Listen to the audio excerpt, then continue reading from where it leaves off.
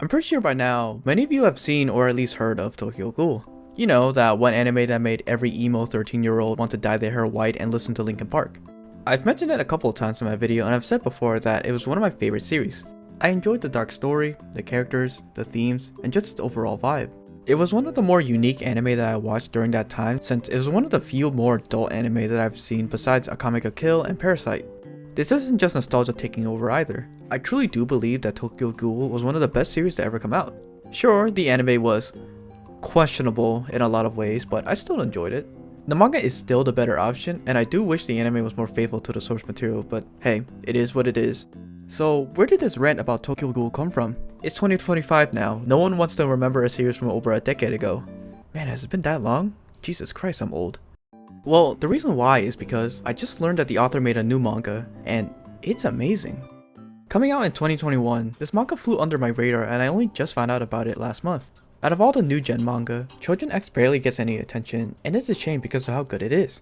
The characters are amazing, the story is engaging, and the art, unsurprising to no one, is absolutely peak. Everything just works, and it's a shame that a lot of people don't rate it as high as other series. Do I think it's better than Tokyo Ghoul? I'm not really sure, to be honest. I think both series do what they do best, and that it's not really fair to compare the two since they're very different from one another. It's like comparing Berserk to Sailor Moon. You really just can't compare the two at all. So the big question now is, why didn't this become as popular as Tokyo Ghoul did? Well, the answer to that might be more simple than you might think it is. In this video, I'm going to give my thoughts and opinion on Tokyo Ghoul. In this video, I'm going to give my thoughts and opinion on Choujin X to hopefully convince you guys to give the series a try. I'm not going to talk about the latest chapter or go into detail about certain events, just in case there are people interested in reading it. With that out of the way, let's get started. Choujin X opens the story with a child and a grandma on a plane just chatting, having a good old time, and immediately afterwards they get burned alive. Already off to a great start. We cut to Tokyo Kurohara, our protagonist, and his best friend Azuma Higashi, who looks a lot like a certain white-haired boy. This first chapter establishes their dynamic and their personalities. They work together to stop any mischief in their town, sort of like Batman and Alfred, with Azuma being the strong and outgoing one, while Tokyo is the quiet and invisible guy in the chair. While on their way home, they get jumped by one of the people that were causing problems earlier. Azuma gets bodied since the guy is juiced up, and to make things worse, the juice makes it so that his neck can stretch like Luffy and he beats him like it's whack-a-mole. It's here that we find out that he's become a Choujin, a being with supernatural powers. Tokyo realizes how dangerous the situation is and books it with Azuma. The two try to run, but Azuma realizes that if they don't do something, he's going to kill them both. So, in a last-ditch effort, the two take the same drug that turned the guy into a Choujin and turn the tables around. I think what sells this first chapter so well is just how visually appealing it is. The scenes of graphic violence and monstrous transformations are depicted in such a unique way that I couldn't take my eyes off of it.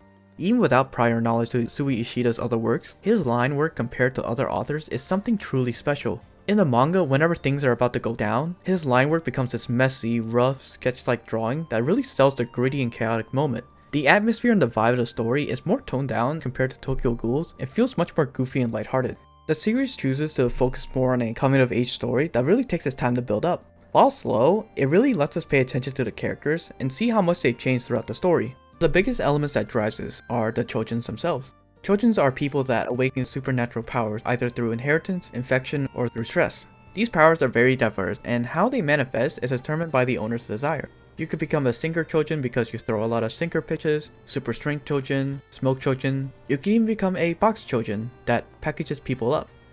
Now that's a menace to society. To stop Choujins like Boxman over here, a couple Choujins created a group to counteract them called Yamato Mori.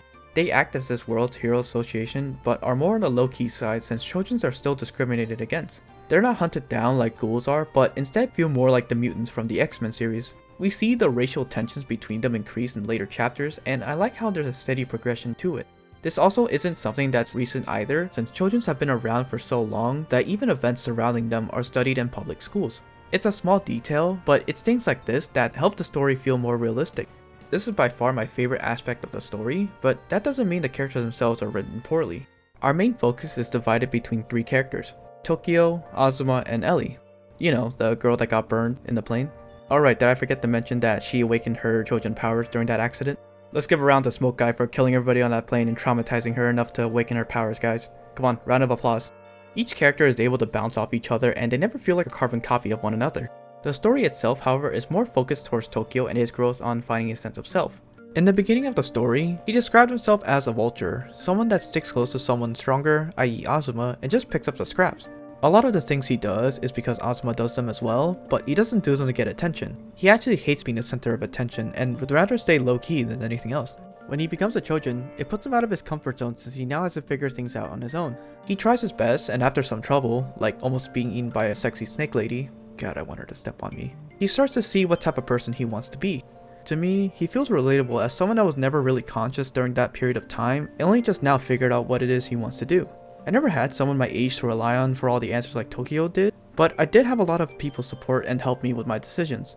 Tokyo's over-reliance on Azuma, while unhealthy, isn't entirely unrealistic since a lot of people can become dependent on others to make decisions for them. So when he finally makes one all on his own, it's a big step for him as a person, even though it was very risky.